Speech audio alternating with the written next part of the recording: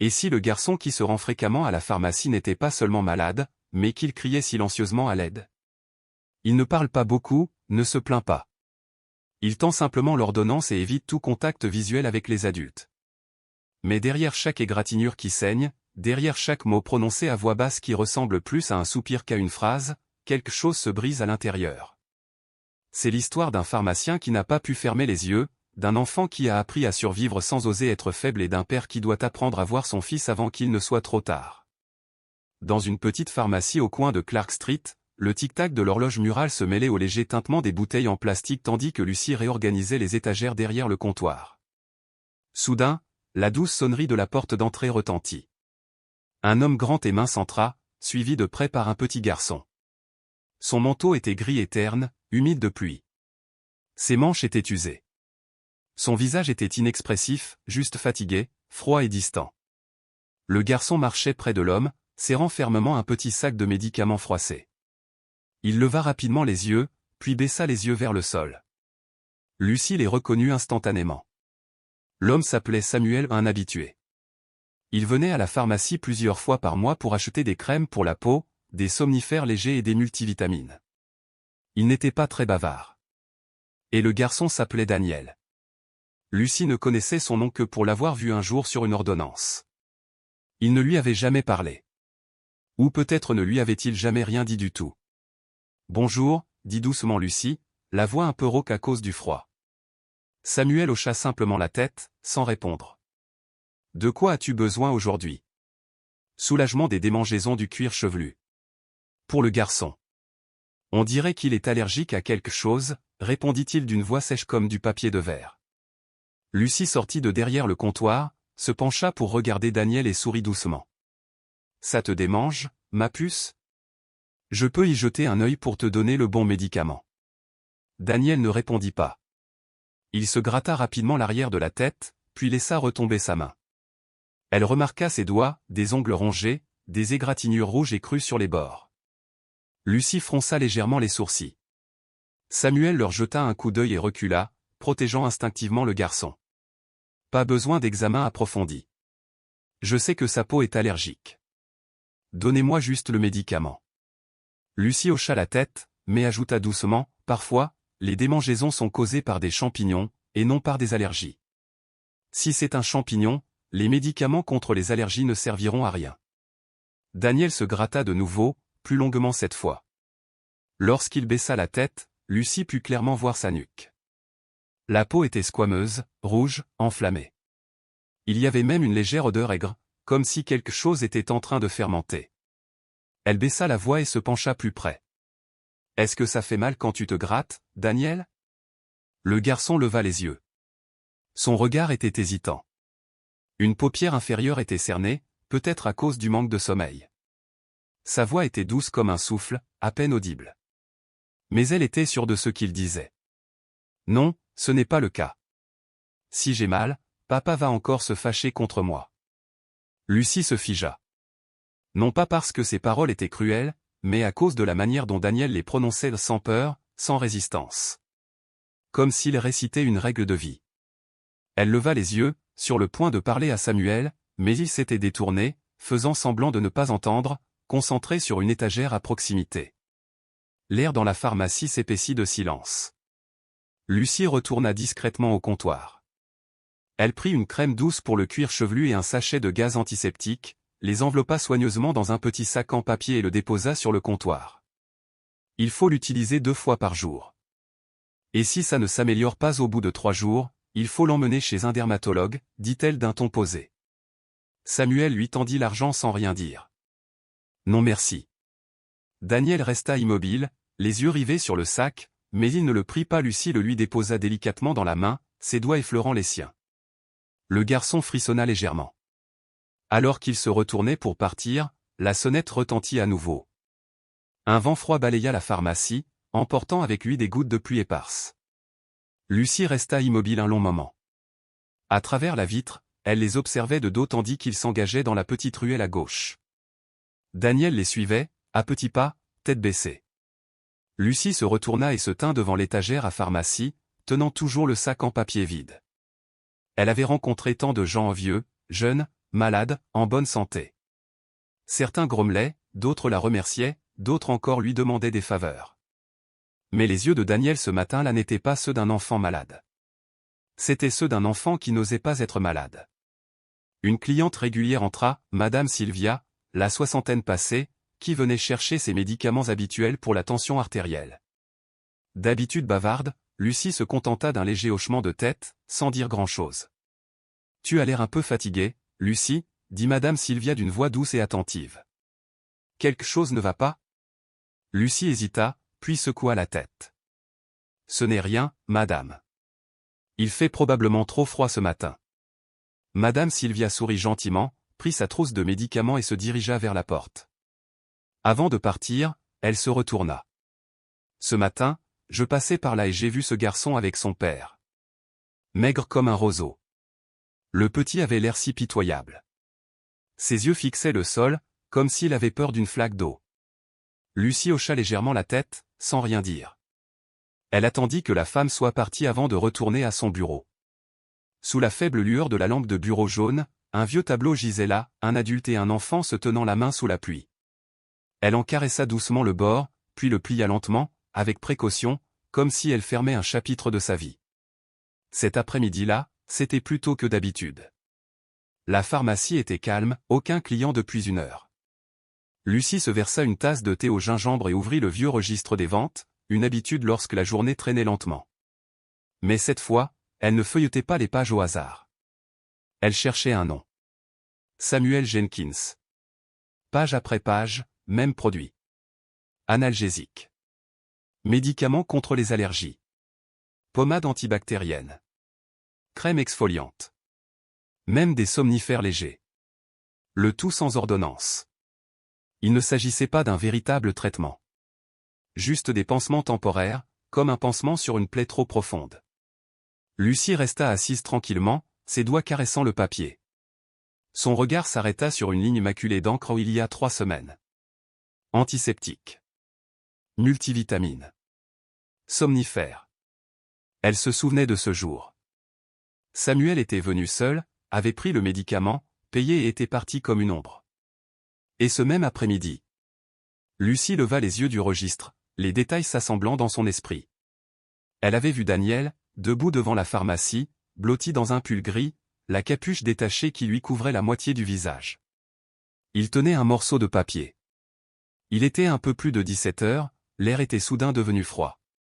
Elle s'en souvenait, car elle avait prévu de fermer tôt ce jour-là.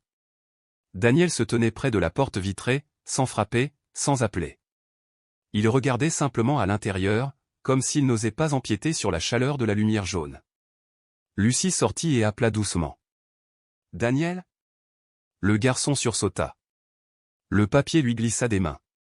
C'était une ordonnance de la clinique pédiatrique la plus proche. Sans argent. Elle a demandé « Où est ton père ?» Il ne répondit pas. Il ne courut pas non plus. Il baissa simplement la tête, puis recula lentement, hors de la lumière. Cette nuit-là, Lucie ne l'avait pas poursuivi. Elle se tenait à la porte, serrée contre elle. En partie à cause du froid, en partie parce qu'elle n'était pas sûre, si elle retenait Daniel, serait-ce la bonne décision. Ce soir-là, elle était assise à son bureau. Son téléphone reposait sur ses genoux. Sa main le serrait si fort que ses empreintes digitales étaient gravées sur l'étui. Finalement, elle a ouvert ses contacts et a tapé sur le nom de Carlos Ruiz. La ligne a sonné 3 fois. Sa voix était rauque, mais alerte. « Lucie ? Qu'est-ce qui ne va pas ?» Elle prit une profonde inspiration. « J'ai besoin de ton avis. Sur quelque chose. À propos de la médecine. À propos d'un enfant. » Une courte pause. « Tu te souviens de Samuel ? Celui qui achète souvent de la pommade et des somnifères légers, sans ordonnance ? Il y a un garçon avec lui, Daniel, oui, un visage de pierre. Quelque chose ne va pas, Carlos. J'ai vu que Daniel avait des lésions cutanées au cuir chevelu, il se gratte jusqu'au sang. Le garçon a peur, il n'ose pas parler. » Carlos soupira. « Lucie, je comprends. Mais sans preuve évidente de maltraitance ou de négligence, il est difficile d'intervenir. Le garçon est blessé, mais le médecin n'en a pas confirmé la cause. Il faut être prudente. Donc, si je l'ignore et que quelque chose se passe, alors quoi? Alors c'est toi qui ne pourras pas dormir, répondit-il d'une voix basse. Après avoir raccroché, Lucie resta assise. Dehors, il commença à pleuvoir. Le lendemain, elle rangea quelques affaires dans un sac en tissu, un tube de crème douce, des pansements et un flacon d'antiseptique. Elle n'avait pas l'intention de faire quoi que ce soit de radical, elle passa simplement par hasard devant la pension où, se souvenant de l'adresse indiquée par Samuel, elle avait laissé une trace. La rangée de pension était basse, les murs couverts de peinture écaillée. Le couloir était sombre et humide, comme un couloir d'hôpital abandonné. Lucie frappa au numéro 4B, où une faible lumière brillait dans l'entrebâillement sous la porte. Personne ne répondit. Elle s'apprêtait à se détourner lorsqu'elle entendit un léger bruit. En se retournant, elle vit Daniel, assis, recroquevillé près du tapis devant la porte. Les genoux repliés contre sa poitrine, le visage enfoui dans ses bras. À côté de lui se trouvait un sac à dos dont la bretelle était déchirée et une serviette humide et sale. « Daniel ?» Le garçon leva les yeux, sans surprise, sans sourire, sans poser de questions. Il regardait simplement Lucie comme si elle était une brise, légère, et sans s'arrêter. Elle s'est approchée et s'est penchée. « Pourquoi tu ne rentres pas? Où est ton père ?» Le garçon a pointé la porte sans rien dire. Lucie frappa doucement à la porte. Un instant plus tard, elle s'ouvrit. Samuel se tenait là, les yeux cernés, les cheveux emmêlés, le col de sa chemise déboutonné. Son regard était vide. En voyant Lucie, il fronça les sourcils pas vraiment en colère, juste fatigué. « Est-ce qu'il te dérange ?» demanda-t-il. Lucie secoua la tête. « Non. Je passais juste par là. Je l'ai vu assis dehors. J'ai pensé qu'il avait besoin de quelque chose. » Samuel jeta un coup d'œil à Daniel, puis se retourna. Il fait souvent ça. Il reste assis seul. Je le lui dis tout le temps, mais il n'écoute pas. Puis il referma la porte sans rien ajouter. Le cliquetis du verrou résonna comme un point d'arrêt. Lucie resta immobile. Daniel ne disait toujours rien. Le vent nocturne sifflait doucement dans le couloir. Elle déposa le sac de médicaments à côté du garçon, sans rien ajouter. Elle posa simplement sa main sur son épaule quelques secondes. Son geste resta sans réponse. Cette nuit-là, Lucie ne dormit pas. Elle était assise devant le miroir, la main sur sa poitrine, qui palpitait à chaque battement comme des coups répétés. Elle n'était pas de la famille. Ni médecin. Ni policière. Juste pharmacienne. Mais parfois, un pharmacien doit faire un choix, donner le bon médicament ou les bons soins. Elle se regardait dans le miroir, parlant doucement, comme si elle avait peur de s'entendre. Je dois faire quelque chose. Samedi. Ensoleillé, avec une légère brise. Température inférieure aux prévisions. La pharmacie de Lucie était inhabituellement animée ce jour-là. 3 personnes attendaient pour récupérer leurs ordonnances. Une personne demandait le prix des multivitamines. Une vieille dame avait besoin de faire vérifier sa tension artérielle. La sonnette de la porte retentissait fréquemment, amplifiant le bruit dans l'espace exigu. Lucie tendait un sac de médicaments à un client tout en jetant un coup d'œil à l'horloge. Il était plus de 10 heures. Elle n'avait pas encore vu Samuel revenir. Cela faisait plus d'une semaine qu'elle n'était pas allée dans la rangée de pension. Elle se penchait pour aller chercher plus de gaz antiseptique lorsque la sonnette de la porte retentit à nouveau. Une petite silhouette entra, un vieux pull gris dont la capuche ample lui couvrait presque la moitié du visage. Le garçon s'approcha du comptoir d'un pas hésitant et chancelant. Quand Lucie regarda attentivement, elle le reconnut. Daniel. Il n'était pas avec Samuel. Lucie cessa de parler au client et se dirigea doucement vers le comptoir. Daniel se tenait là, tenant une feuille de papier. L'ordonnance était imprimée sur une feuille A4, avec une écriture manuscrite. Dans la section des instructions, démangeaison du cuir chevelu, légère fièvre, prenez des médicaments comme la dernière fois. Lucie se pencha. Bonjour Daniel. Ton père n'est pas venu avec toi aujourd'hui? Daniel secoua la tête. Papa dort. C'est moi qui suis venu. Je sais lequel acheter. Sa voix était rauque, fatiguée. Ses lèvres étaient sèches et pâles. Lucie remarqua que ses joues étaient rouges ou une rougeur inhabituelle, pas due au soleil. Elle baissa les yeux vers la main de Daniel. Son index était rouge et gonflé, presque pu. Sa main tremblait en tenant le papier. La sueur perlait sur son front, malgré le froid. Une cliente derrière elle s'est éclaircie la gorge, lui rappelant de retourner servir. Lucie s'excusa doucement, attrapa une bouteille d'eau qu'elle gardait derrière le comptoir et la donna à Daniel. « Bois un peu d'eau et repose-toi. Attends-moi un peu. Tu as l'air un peu fatigué. » Daniel hésita. Le garçon prit la bouteille d'eau, mais ne l'ouvrit pas. Sa main se crispa, comme s'il craignait de renverser quelque chose. Lucie vit clairement chaque articulation se tendre, comme s'il tenait un objet lourd et invisible. « As-tu de la fièvre ? As-tu mal à la tête ? Demanda-t-elle doucement. Daniel allait répondre, mais ses lèvres remuèrent. Puis, soudain, ses yeux se révulsèrent. Son corps tout entier vacilla. La bouteille d'eau tomba par terre, se répandant partout. Une seconde plus tard, il s'effondra au sol, sa tête heurtant le bord de l'étagère basse à proximité. Les clients ont crié.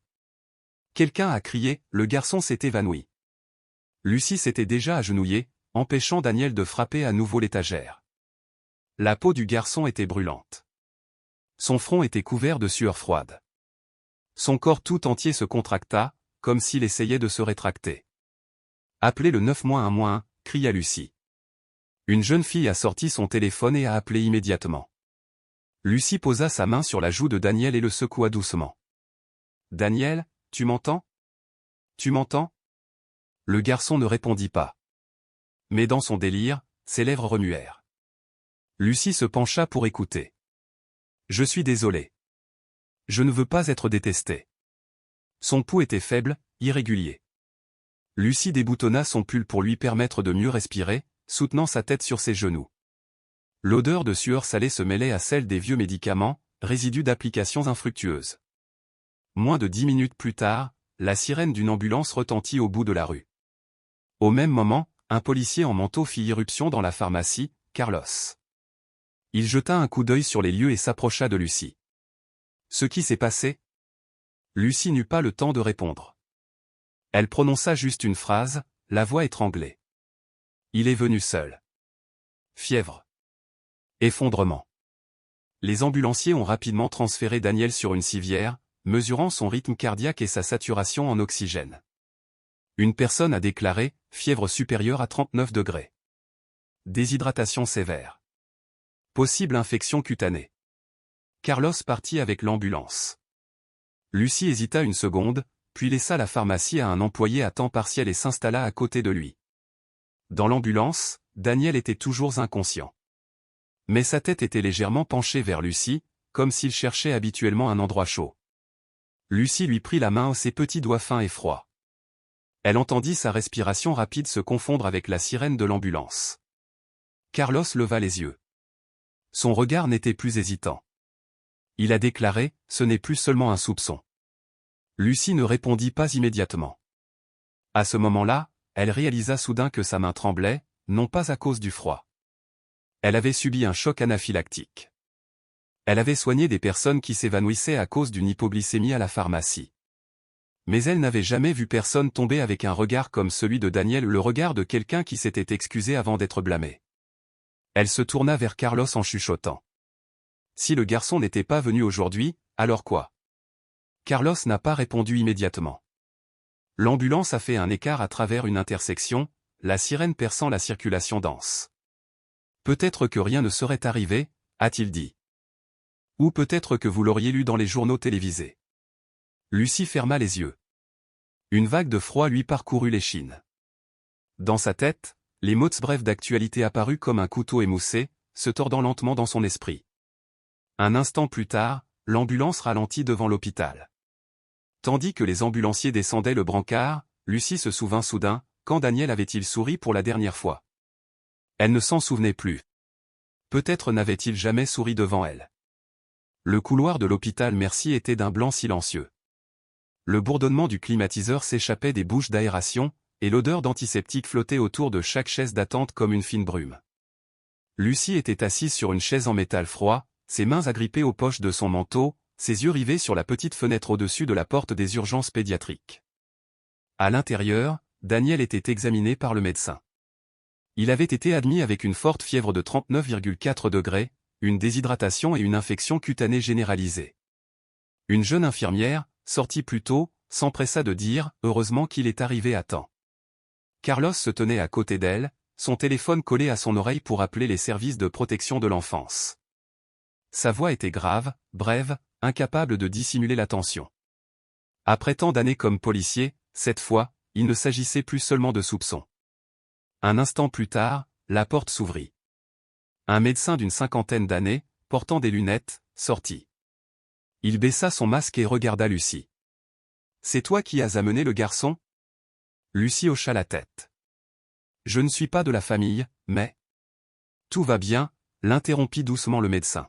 « Nous lui avons juste administré des liquides, fait baisser sa fièvre et appliqué des antibiotiques sur les zones enflammées. Le garçon est faible et légèrement mal nourri. Son système immunitaire réagit mal, cela peut être dû à des conditions de vie insalubres ou à un manque de soins réguliers. » Lucie sentit un couteau chaud lui traverser le cœur. « Heureusement, il n'y a pas eu d'empoisonnement du sang, » a ajouté le médecin, « mais il doit être surveillé pendant quelques jours. » A-t-il dit quelque chose? Le médecin secoua la tête. Le garçon semble méfiant. À son réveil, il n'a pas demandé à appeler ses parents. Il n'a pas pleuré non plus. Il a juste demandé un petit verre d'eau et s'est excusé d'avoir causé des ennuis. Lucie détourna le visage, cachant les larmes brûlantes qui montaient et qu'elle ne pouvait pas laisser couler. « Tu peux lui rendre visite un petit moment. » Lucie est entrée. La lumière à l'intérieur était d'un jaune doux, la perfusion faisait un bruit régulier et doux. Daniel était allongé sur le côté, la couverture remontée sur sa poitrine. Son visage était rouge de fièvre, mais ses yeux pour la première fois étaient grands ouverts et la regardaient. Lucie, sa voix était rauque, aussi douce que le vent qui s'infiltre par une fente de la porte. Lucie s'assit près du lit et lui prit la main. « Je suis là. Comment te sens-tu » Les lèvres de Daniel remuèrent. Ses yeux rougirent, il ne pleurait pas, mais n'osait pas sourire non plus. « Je n'ose pas appeler papa. J'ai peur de le déranger. » La phrase est sortie comme une corde déchirée. Lucie lui serra doucement la main. « Tu ne déranges personne, Daniel. Tu es un enfant. Tu as le droit d'être fatigué. D'être faible. » Daniel baissa les yeux. Son visage reflétait la lumière du plafond comme un lac brisé. Environ une heure plus tard, Carlos revint avec une infirmière. Il fit signe à Lucie de sortir. « Samuel arrive, dit-il brièvement. Je lui ai demandé de signer une confirmation de prise en charge temporaire. Nous avons besoin d'une signature pour que l'hôpital puisse garder Daniel pour le traitement. » Lucie fronça les sourcils. « Il a accepté de venir ?» À contre-cœur. Mais la loi lui accorde toujours la tutelle. Quand Samuel arriva, il avait l'air débraillé. Son manteau était froissé, des cernes sous les yeux, comme s'il venait de se réveiller d'une sieste. Il s'assit sur la chaise du couloir, sans regarder personne, et demanda aussitôt « De combien a-t-il besoin ? Et combien cela va-t-il coûter ?» Lucie se leva et s'approcha de lui. Elle le regarda vraiment pour la première fois, non pas avec suspicion, mais avec une question étouffée et douloureuse. « Comment as-tu pu laisser ton enfant arriver à cet état ?»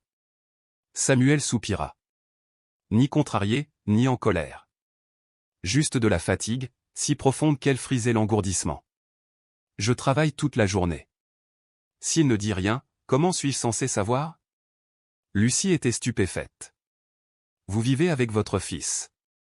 Vous ne remarquez pas qu'il se gratte jusqu'à ce qu'il saigne? Qu'il ne mange pas? Qu'il a une fièvre persistante ?» Il leva les yeux vers elle, ses yeux aussi vides qu'un lit de rivière. « Je suis fatigué. Je ne sais plus ce dont il a besoin. Chaque jour, je pense juste à ne pas perdre mon travail. À ne plus devoir de loyer. » Il est silencieux. Je pensais que c'était bien. Lucie ne pouvait rien dire, non pas parce qu'elle était à court d'arguments, mais parce que le ressentiment s'était transformé en quelque chose d'autre. Quelque chose d'étrange. De la pitié. Samuel signa le papier, puis se leva. Il ne demanda pas de ses nouvelles à Daniel. Il n'alla pas le voir. Il prononça juste une phrase. « Si vous avez besoin de plus d'argent pour les médicaments, dites-le-moi. » Puis il se retourna et s'éloigna en titubant légèrement, comme s'il portait une pierre qu'il ne savait même pas quand il avait commencé à porter. Lucie le regarda, sur le point de se détourner, puis s'arrêta soudainement. À cet instant, il cessa de marcher.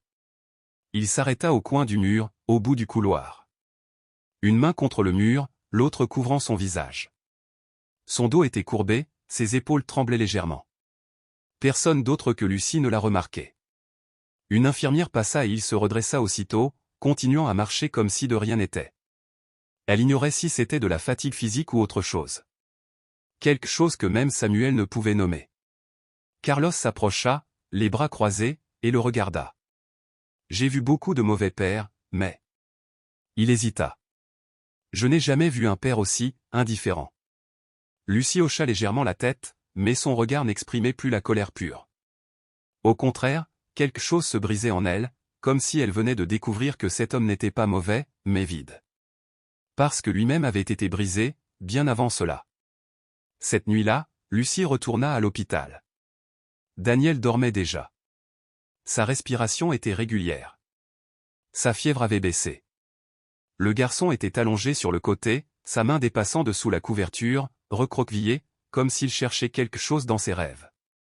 Lucie s'assit à côté de lui prit la main et murmura, comme si elle se parlait à elle-même, « Je n'irai nulle part. Tu ne seras pas seul. » Dehors, il pleuvait par la fenêtre. Mais dans la pièce, la lumière ne s'éteignait pas. Daniel a mieux dormi que la nuit précédente. Le lendemain matin, lorsque Lucie entra dans la chambre d'hôpital, le garçon était réveillé. Il était assis sur le lit, appuyé contre l'oreiller, ses deux petites mains fines pliant délicatement la serviette que l'infirmière venait de lui donner. Ses yeux n'étaient plus rouges de fièvre, mais il n'y avait pas encore de lumière. « Tante Lucie, » dit le garçon en la voyant. « Je ne rêve pas, si ?» Lucie secoua doucement la tête et s'assit à côté de lui. « Non, tu n'es pas là. Tu es vraiment là. Et tu es en sécurité maintenant. » Daniel hocha légèrement la tête. Mais au lieu de sourire, il regarda par la fenêtre.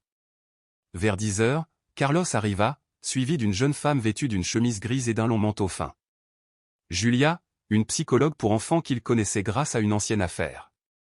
Sa voix était douce comme une serviette chaude, sans être imposante, sans déborder. Juste assez pour donner envie aux autres de s'approcher. « Bonjour, Daniel », sourit Julia. « Je m'appelle Julia. Je ne suis pas médecin. Je n'ai pas d'aiguille. Je suis juste là pour t'écouter raconter des histoires, si tu veux. » Daniel la regarda sans cligner des yeux. Julia ne demanda rien de plus. Elle sortit de son sac une trousse de crayons de couleur et des feuilles blanches, qu'elle posa sur la table près du lit. « Je suis très nulle en dessin, » dit-elle. « Alors si tu es meilleur, aide-moi, s'il te plaît. » Silence, pendant un long moment. Finalement, Daniel prit un crayon noir et commença à dessiner. Lucie et Carlos sortirent discrètement par la porte vitrée. Depuis le couloir, ils aperçurent la petite main de Daniel bouger, hésitante, puis lentement, mais sûrement. Le garçon a dessiné une maison. Une petite maison au toit bas. Il n'y avait pas de lumière à l'intérieur. La porte était fermée. Pas de fenêtre. Dehors, il dessina une femme debout, le dos tourné. Les cheveux longs. Ses épaules tremblaient légèrement, comme si elle pleurait. Julia ne se précipita pas pour poser la question. Elle attendit que Daniel s'arrête et pose le crayon. « Est-ce ta maison ?» Daniel hocha la tête. « Et la femme ?» C'est maman, sa voix était aussi petite qu'un grain de poussière tombant sur le lit. « Elle est debout devant la porte. »« Oui. »« Est-ce qu'elle veut entrer ?»« Veut. »« Alors pourquoi maman ne vient-elle pas à la maison ?» Daniel se mordit la lèvre, puis répondit très doucement.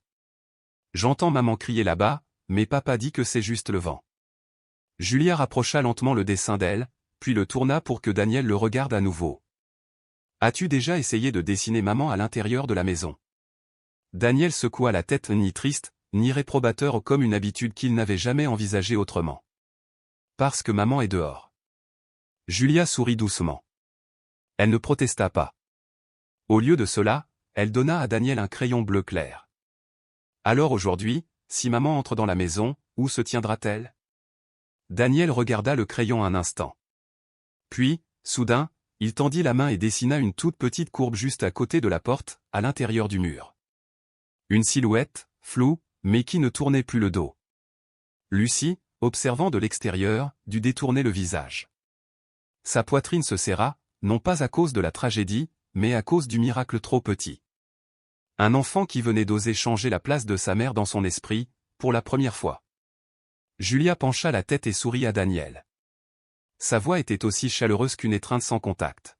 « Merci. Je pense que ta mère a vraiment envie d'être là. » À midi, Lucie et Carlos étaient assis dans la salle d'attente des tuteurs.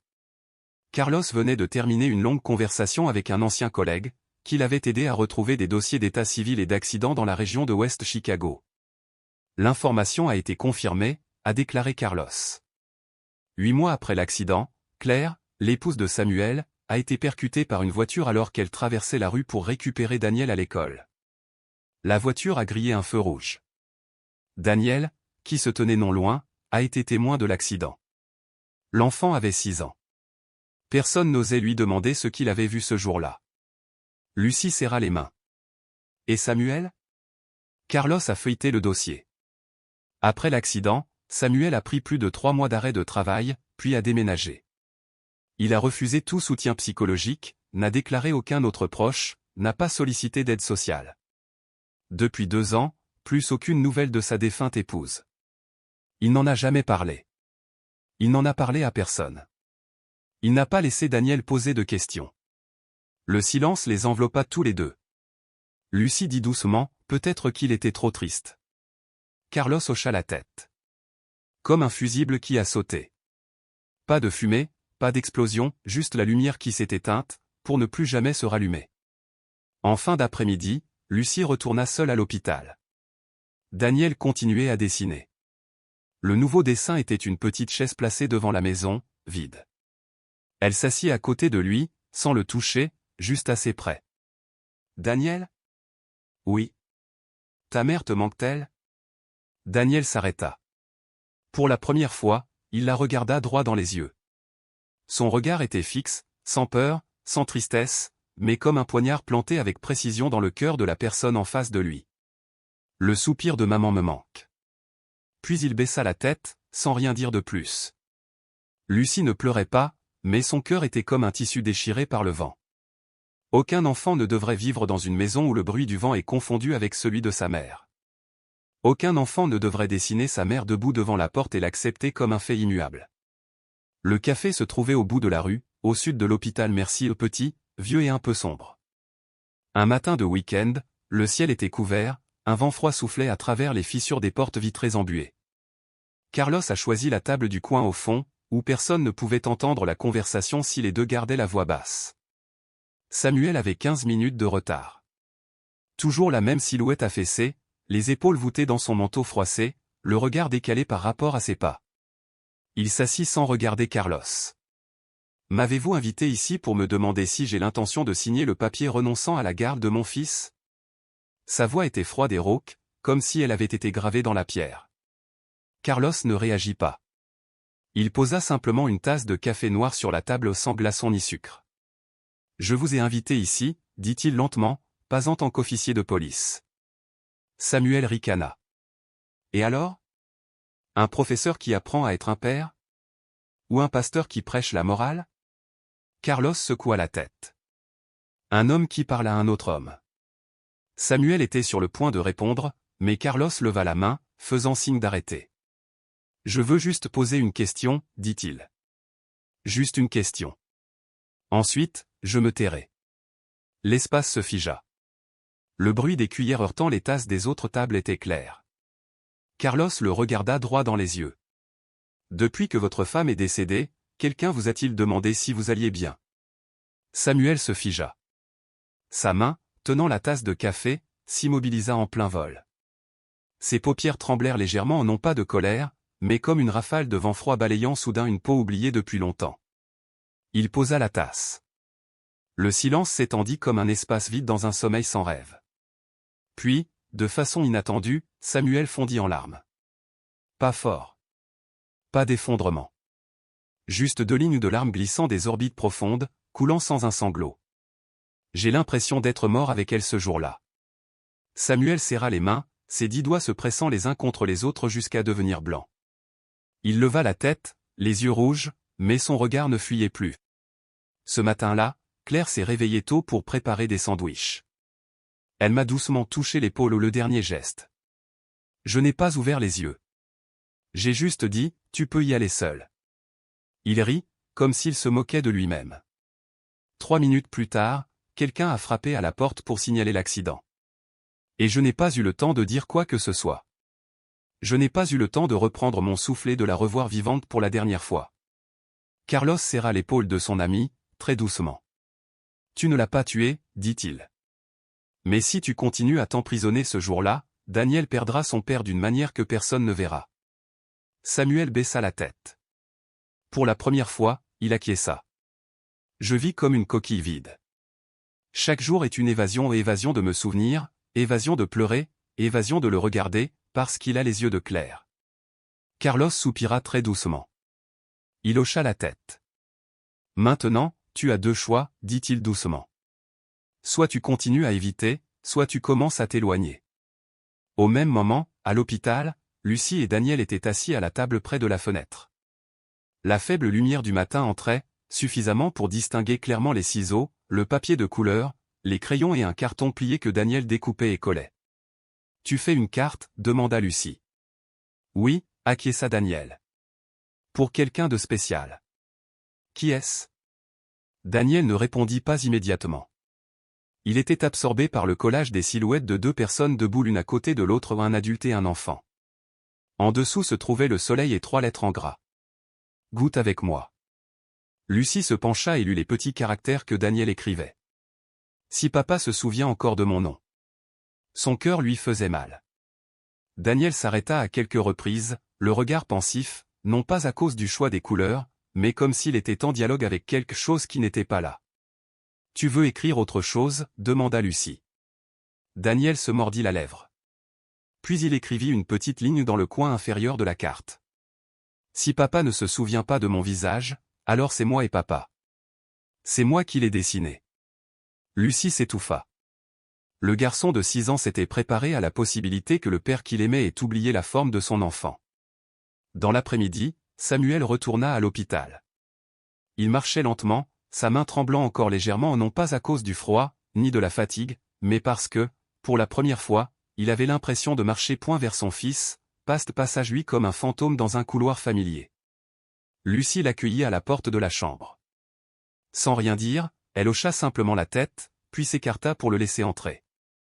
Daniel était assis sur le lit, la carte à la main. Lorsqu'il vit son père, il se leva. « J'ai ça » dit Daniel en lui tendant la carte.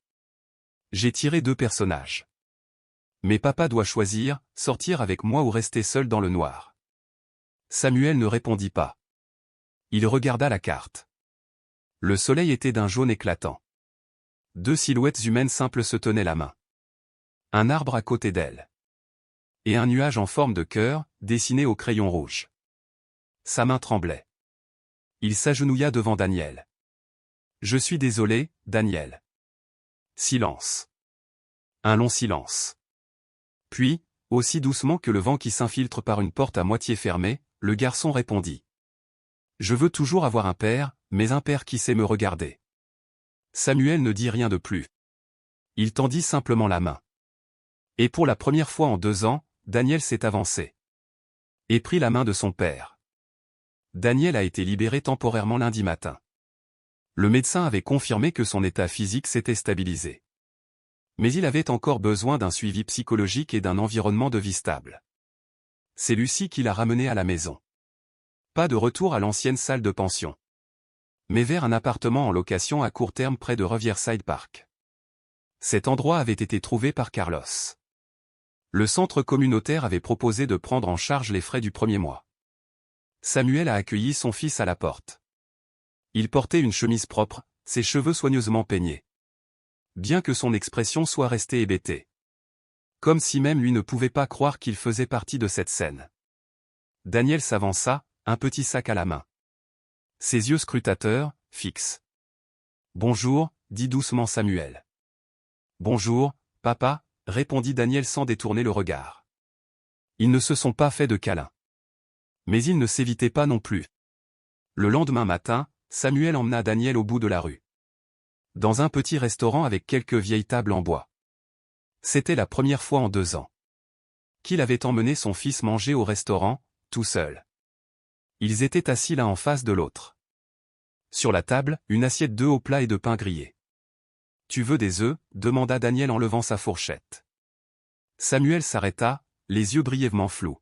« Je ne me souviens pas de la dernière fois que j'ai mangé. » Puis il prit un morceau d'œuf et commença à le mâcher lentement. Daniel resta silencieux. Mais il y avait quelque chose dans son visage. Une détente tranquille. Comme s'il attendait quelque chose. Ça n'était jamais arrivé. Pour commencer enfin. 3 jours plus tard, Samuel a assisté à sa première séance de thérapie de groupe. La salle d'activité communautaire se trouvait au 3e étage d'une ancienne bibliothèque. Cette personne était assise en cercle. Principalement des parents célibataires. Certains venaient de perdre leur femme. Certains élevaient des enfants autistes. Samuel était assis au bord du cercle. Personne ne l'a forcé à parler. Lors de la 2e séance, il est resté silencieux. Mais dans le 3e, un homme plus âgé a partagé un souvenir. Comment il a dû réapprendre à tresser les cheveux de sa fille. Parce qu'elle lui a dit une fois que le fait d'être tiré trop fort lui faisait mal au cœur. Samuel rit. Un son très petit, mais clair. Puis il parla. Personne ne le lui avait demandé. Je l'entendais pleurer dans la pièce. Mais je n'osais pas ouvrir la porte. J'avais peur qu'il demande « Où est maman ?» Tout le cercle devint silencieux. Aucun conseil. Pas de tape sur l'épaule. Juste le silence. Le genre de silence que les gens offrent. Quand quelqu'un place sa douleur. Au centre de la pièce.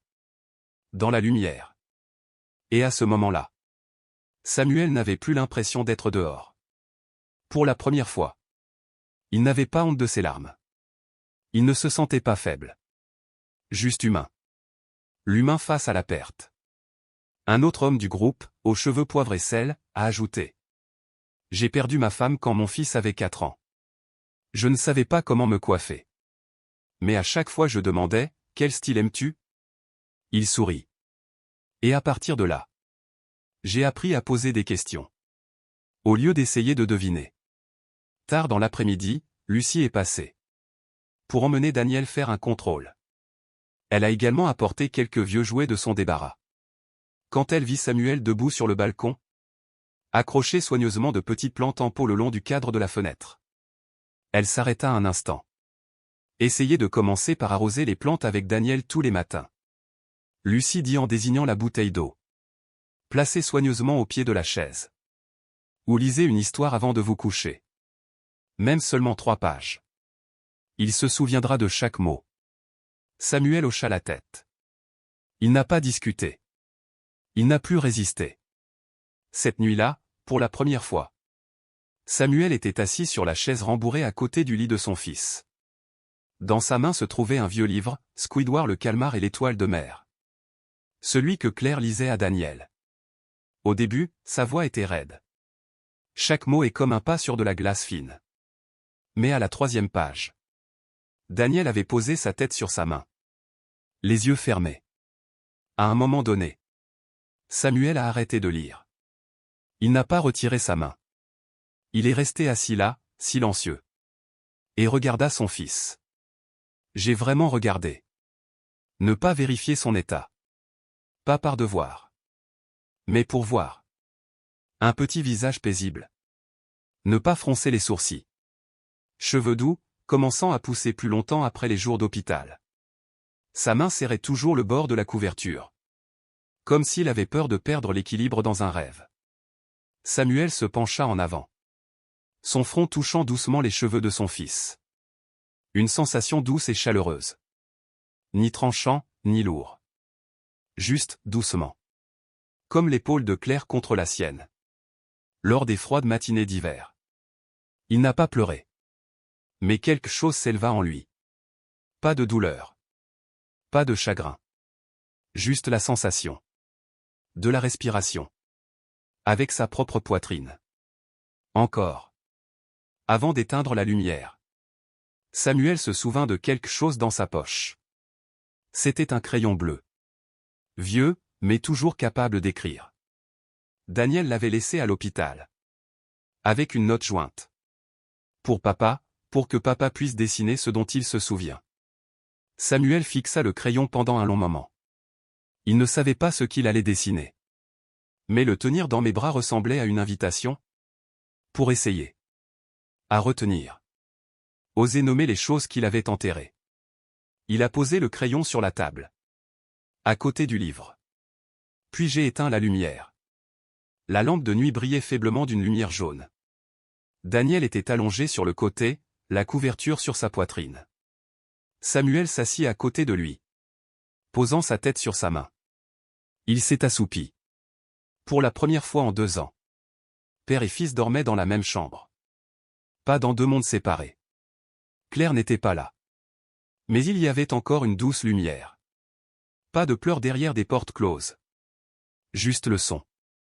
De 2 personnes. Respirer régulièrement. Parce qu'ils savaient encore l'un l'autre. Un endroit pour recommencer. L'horloge murale de la salle de réunion tournait régulièrement. Chaque tic-tac qui passait résonnait dans le silence. De la pièce blanche et froide. La lumière du soleil filtrait à travers la fenêtre. Peindre des lignes douces de lumière. Sur le visage du docteur Louise. Et le papier devant lui. Lucie était assise à côté de Daniel. Sa main posée doucement sur l'épaule du garçon. Une encre tranquille. Samuel s'assit en face d'eux. Les mains jointes. Des doigts calleux reposant toujours sur ses genoux. Il portait une chemise sombre. Le col est encore froissé. De son dernier repassage. Daniel, sourit le docteur Louise. Sa voix basse et gentille. Tu veux me dire quelque chose sur ces derniers temps? Le garçon regarda brièvement son père. Puis je me suis retourné. Ses yeux s'illuminèrent légèrement. Oui. Je peux me gratter la tête quand ça me démange. Sans avoir peur d'être réprimandé. Personne n'a ri. Mais quelque chose dans l'air a changé. Adouci. Lucie regarda Samuel. Il leva les yeux. Un peu surpris. Le genre de surprise. Ça arrive quand quelqu'un n'est pas habitué à la douceur. Il n'a rien dit. Il hocha simplement la tête, très légèrement. Le médecin hocha également la tête. C'est un changement important. Lorsque les comportements naturels sont trop contrôlés. Ils peuvent laisser une peur profondément enracinée. Daniel se sent suffisamment en sécurité pour se gratter la tête. Cela signifie que la porte de la confiance commence à s'ouvrir. À l'extérieur des portes vitrées. Le ciel d'avril avait perdu sa fraîcheur printanière précoce. Mais l'air portait encore une douceur. Ça donnait envie d'être dehors. Quoi d'autre? Demanda doucement Lucie. Se penchant. Daniel réfléchit un instant. Papa et moi.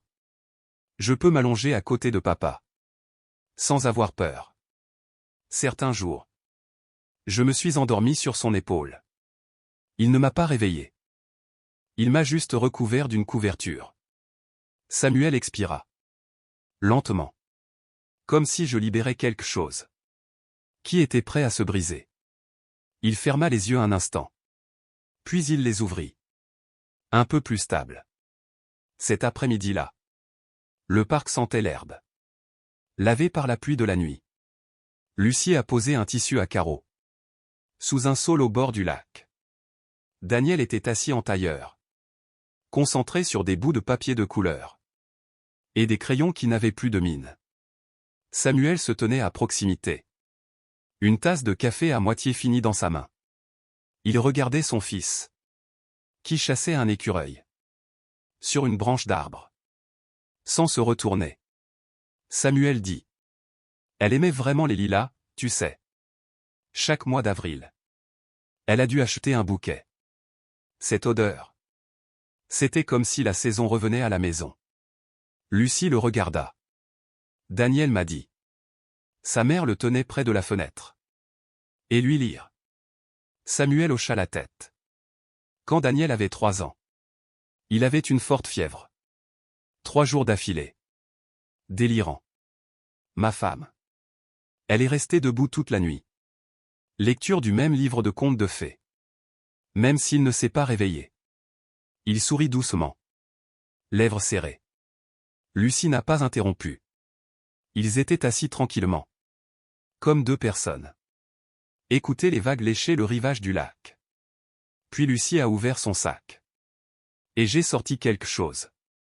Un dessin réalisé par Daniel. Il a dit de te montrer. Le dessin était enfantin. Les lignes incertaines. Mais c'était rempli d'efforts. 3 personnes se tenaient ensemble. Daniel, Samuel. Et une femme au visage flou. Ses mains semblaient pousser doucement. Le père et le fils l'un envers l'autre. Le visage de Daniel souriait. Et le visage de Samuel, penché vers son fils, jeta un coup d'œil. Comme si ses yeux venaient d'être restaurés. Samuel tenait le dessin. Pendant très, très longtemps. La lumière de l'après-midi approfondit ses pupilles. Je pense, dit doucement Lucie. Peut-être qu'il te pardonne maintenant. Et peut-être. Sa mère l'est aussi. Samuel ne répondit pas. Il a juste regardé dehors. Vers le lac. Où flottaient des pétales de saule. Mais cette fois. Il ne s'est pas détourné. Au prochain rendez-vous chez le médecin. Les nouvelles étaient stables. Le docteur Louise a fermé le dossier. Je suis resté assis en silence pendant un moment. Puis dit. On ne peut pas dire que Daniel soit complètement rétabli. Mais le processus va dans la bonne direction. Les traumatismes ne disparaîtront pas. Mais il apprend. Comment ne pas se laisser avaler par eux? Et plus important encore. Il apprend. Comment les nommer? Il n'a plus besoin de se cacher. Lucie regarda Samuel pour la première fois depuis des mois. Le visage du père ne s'est pas rétréci sous l'effet de la culpabilité, il était simplement assis là, comme une personne normale, avec des regrets reconnus et un désir sincère de faire mieux. Avant de quitter le parc, Daniel glissa quelque chose enveloppé dans un petit mouchoir dans la main de son père. Pour papa, dit le garçon. Samuel l'ouvrit. C'était une fleur en plastique, aux pétales légèrement ébréchés, la tige entourée de fils de fer.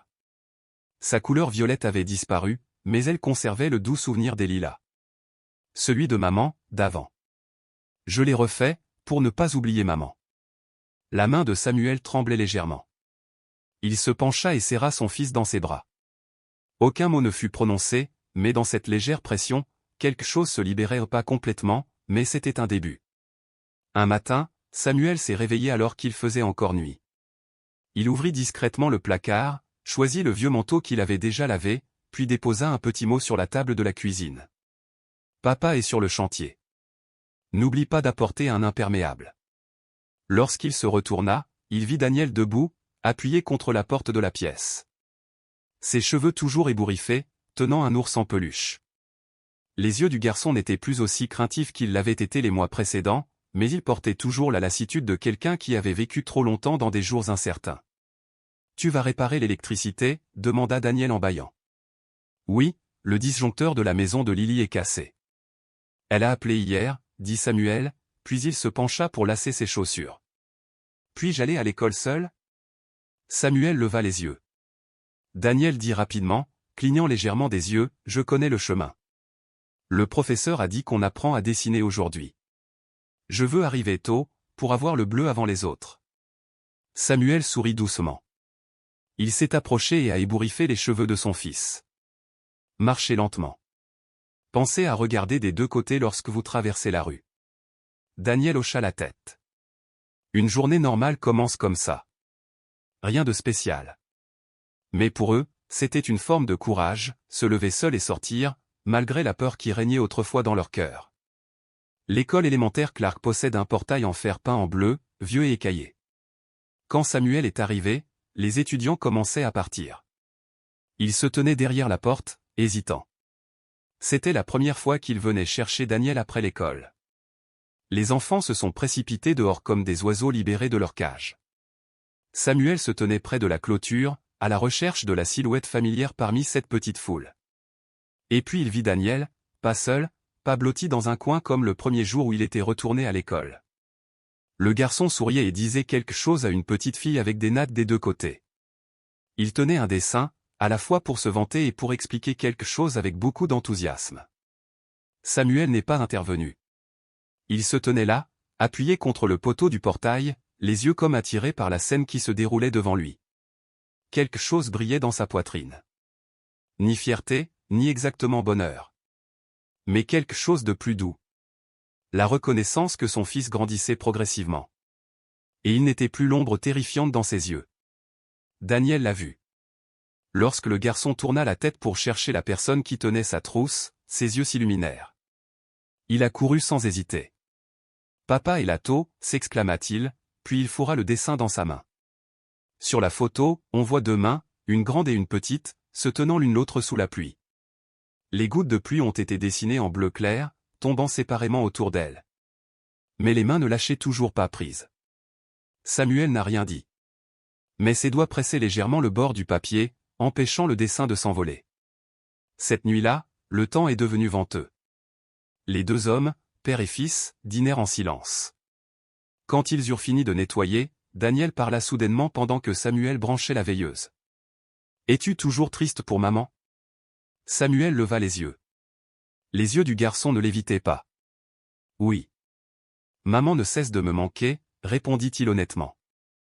Daniel resta silencieux un instant. Puis il dit.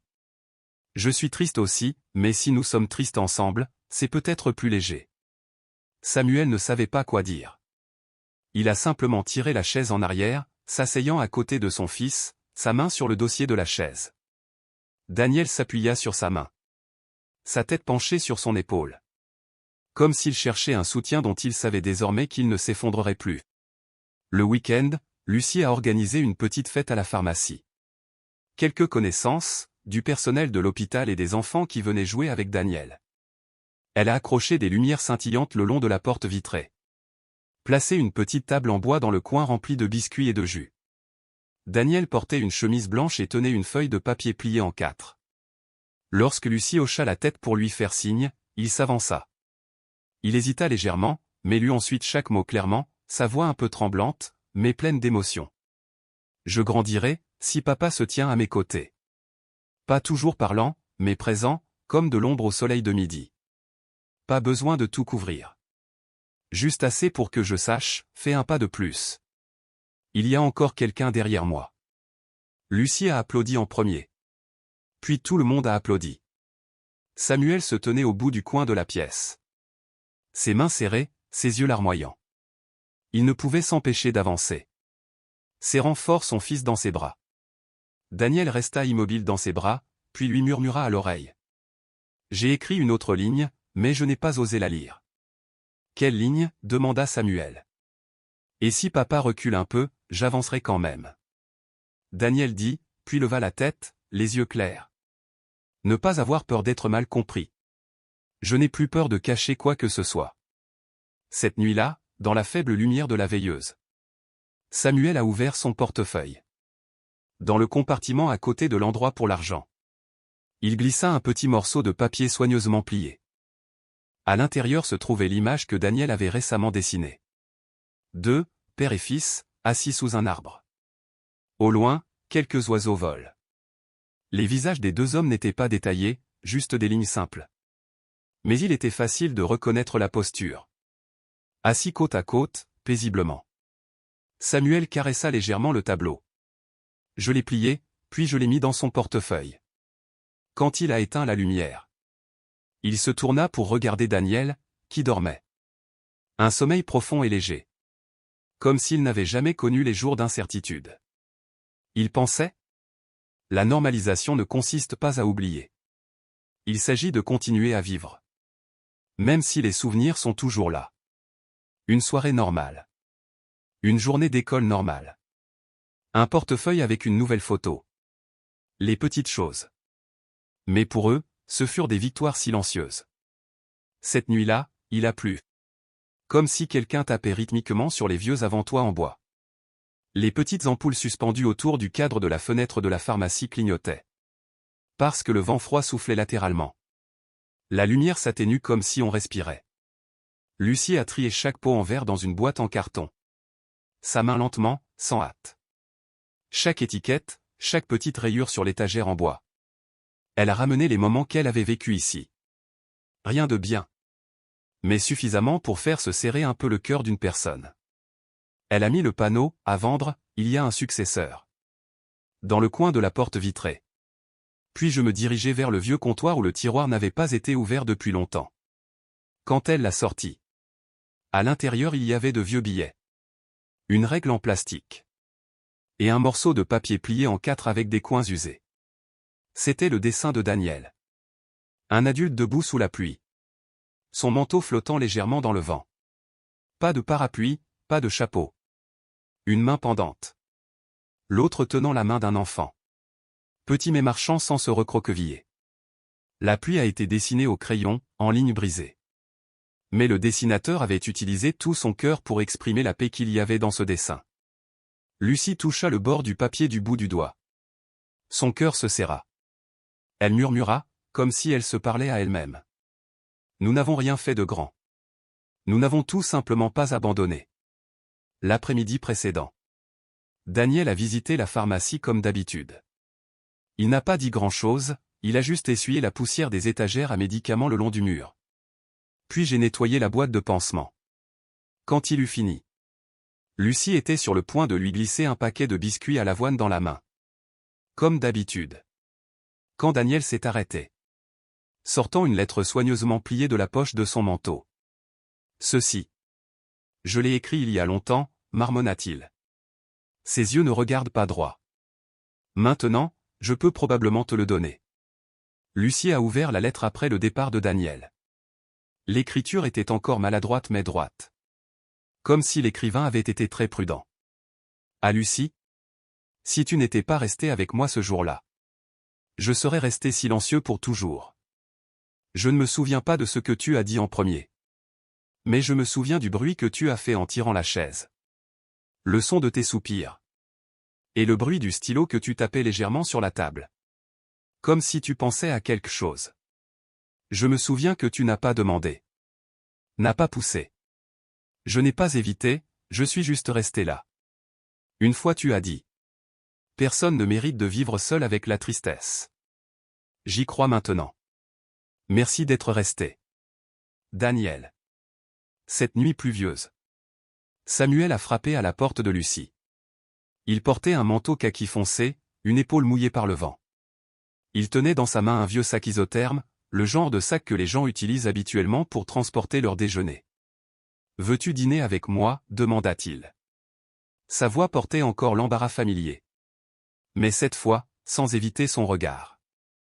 Lucie sourit doucement, l'invitant à entrer.